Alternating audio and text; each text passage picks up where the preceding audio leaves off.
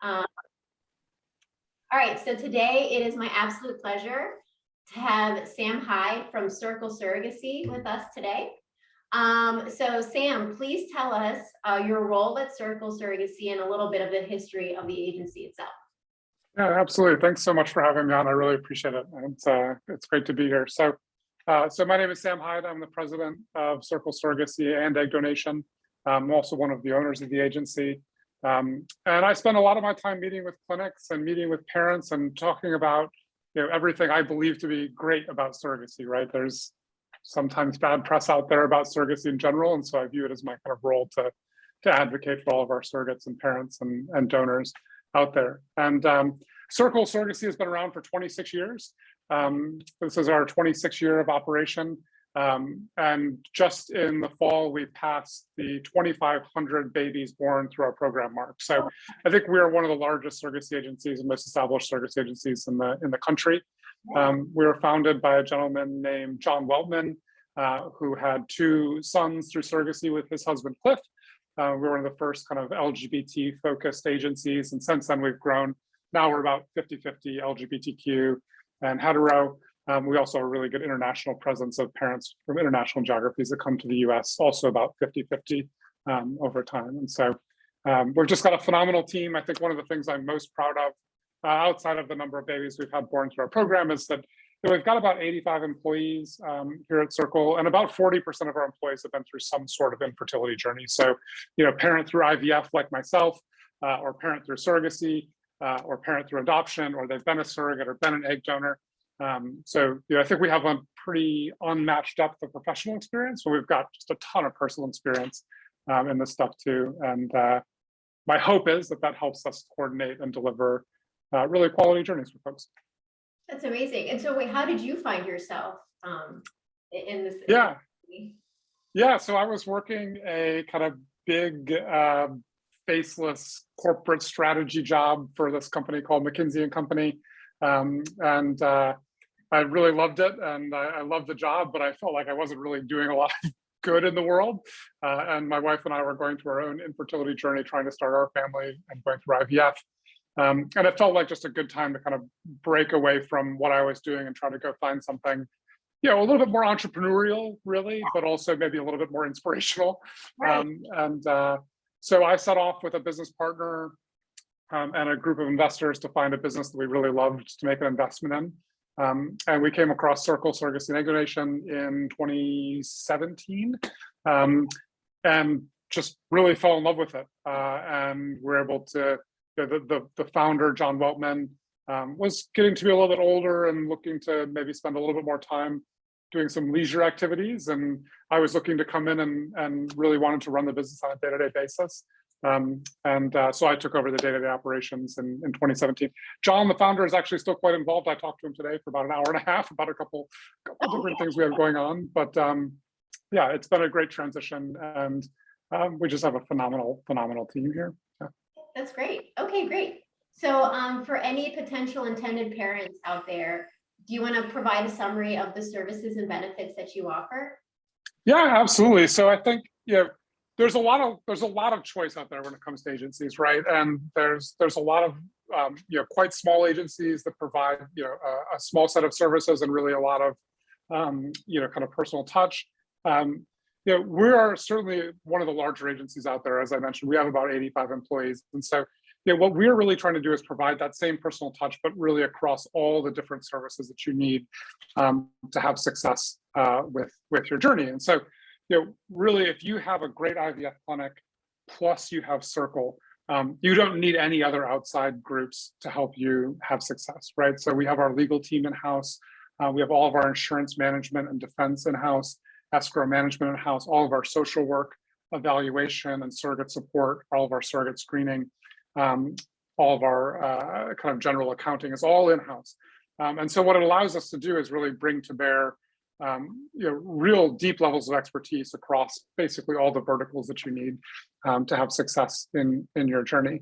And look, if you have a perfect journey, like, you probably will not need all the expertise that Circle can bring to bear on the case, right? And you would have had a perfect journey just about at any other agency. I think what Circle is really great at is not every journey is perfect, right? I mean, we're talking about fertility and we're talking about this intersection of family and fertility and money and time and whatnot. And sometimes there's bumps in the road. And I think that's where an agency like Circle that has so many people here that have been here for so many years and seen as many cases that we have, that we can really make a big difference and make a differentiated ability for us to get people to the finish line that might not get to the finish line where they had a kind of a smaller agency. Nice. Okay. And then what about for potential surrogates out there? Yeah, same thing on the surrogate side, really. I think, the part of surrogacy that, I think is unsaid sometimes on the surrogate side is there are occasions out there when the intended parents will owe money to the agency to pay the surrogate. And if those intended parents don't pay the agency can't pay the surrogate. And so at a lot of small agencies, you have situations where surrogates are having contingencies happen late in their journey, C-section, loss of reproductive organ, bed rest, and whatnot. And the intended parents haven't actually funded that to the agency. And if the intended parents don't do that, if they're a bad actor, which there are bad actors out there, those surrogates will go home having held up their end of the bargain, but not having gotten compensated for it in a fair manner. And at Circle, we just don't do that, right? We sit between the parents and the surrogate. We represent the parents. Our legal team represents the parents, and the surrogates have their own independent counsel. But we backstop the intended parents for the surrogates. So we've had intended parents that are unfortunately bad actors, and we didn't see it coming. And they just stopped responding to our emails once the baby arrived. And there were unpaid medical bills and unpaid C-sections and stuff like that. And Circle in those instances has stepped in and paid those surrogates what they're due. And at a small agency, it's very difficult for agencies to actually do that because they don't have as many cases going on. And so they don't have, the funds just aren't there. There's no available money to do that. And so I think, we provide a really differentiated level of security for our surrogates. I wish there was a way to, candidly, I wish there was a way for us to talk about that more without making it sound like people are doing bad things and not paying agencies, because it doesn't happen that often. But when it does happen, like as a surrogate, you're more protected being in an agency like Circle than a really small agency, in my personal opinion. Yeah, that makes sense. So that your story kind of ties into my next question about, well, I guess I'm asking for a more specific example of a time where there was an issue during a surrogacy journey and you or someone on your team kind of stepped in and helped resolve it. Yeah, I mean, I think the case I just mentioned on the surrogate side is a perfect example, right? And I'll add a little more specificity to it. But, we had a couple in Australia that was coming to the US for surrogacy. They had a great surrogate who held up her end of the bargain. And at the end of the journey, she did have some contingencies, right? She had, I think, bed rest, if my memory serves me correctly. And then she had some unpaid medical bills come through for the delivery. And we went to the parents and said, hey, like, you owe this money for this portion of the journey. And they never responded again. And we've never heard back from them. We've reached out, 25 times and called them 15 times or whatever. And in that case, we stepped up and we, sorry, say again. And they're Australian, so it's like. Right, they're Australian, right? Yeah. Right, we can't send them to collections or something like that, right? Or we can't pop in to their house to see them, right? And we stepped up and we paid all that stuff on behalf of the parents and paid the surrogate. I think the total was a bit over $5,000, so it's not nothing. And the surrogate absolutely held up her end of the bargain. She was owed that. I think there's other areas out there where Circle can craft good solutions. These journeys, even setting aside the money, which is often a point of friction, I think, between surrogates and parents. It's not at Circle because of the way that we structure our journeys. Surrogates and parents don't actually have to talk about money much. But there's other points of friction that can come up where, if the surrogate and the parents kind of miss each other on a relationship front, which happens sometimes. I heard you talk about the great relationship you had with your surrogate, which is amazing. And we love that stuff, but doesn't happen on every case, right?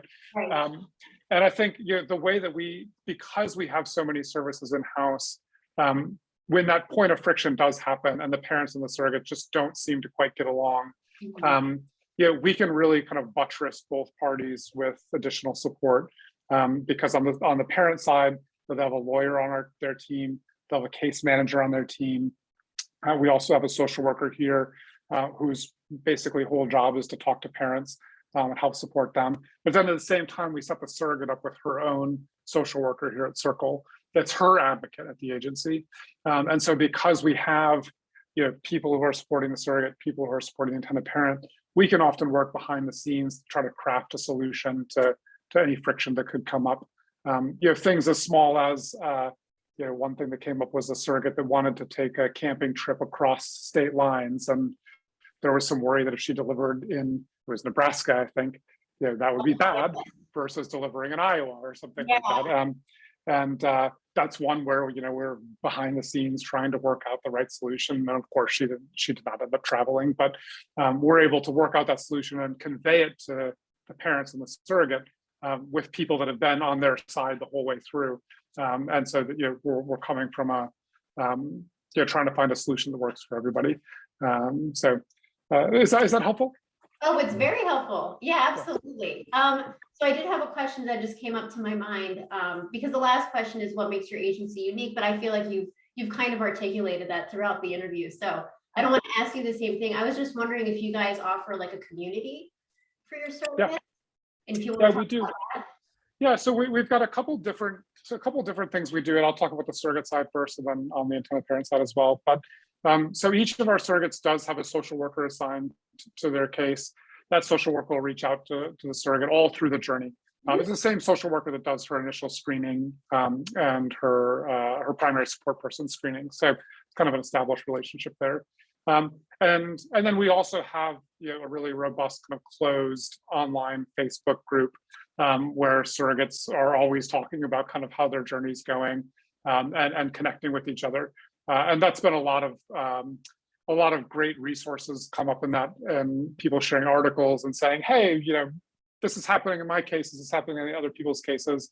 It allows us to really understand what do surrogates want out of their journey, and is there anything we're not providing that we should be? And as we've gone through and crafted our programs, like a lot of the ideas that we've had have come out of things that have popped up on that Facebook group. And then on the intended parent side, we have something similar. We have they're more regionalized groups. So we have a New York group where intended parents from New York get together and do a once-a-month Zoom meeting. I host one for our New England group that was actually last night. We had 10 families on talking about their journey and whatnot. We've tried that on the surrogate side. Surrogates tend to seem to prefer, at least the surrogates that we've found, seem to prefer Facebook and chatting on Facebook versus a Zoom meeting, probably because they have kids of their own at home that they're trying to feed dinner and get to bed and stuff. So we try to meet each population kind of with the format that works best for them. Yeah, that's actually interesting because on my Instagram, it's the same thing. I hosted a Zoom event for both surrogates and intended parents, and I had a lot more intended parents come to the Zoom than the surrogates. So now we're going to try to do more like Instagram live events. Mm-hmm.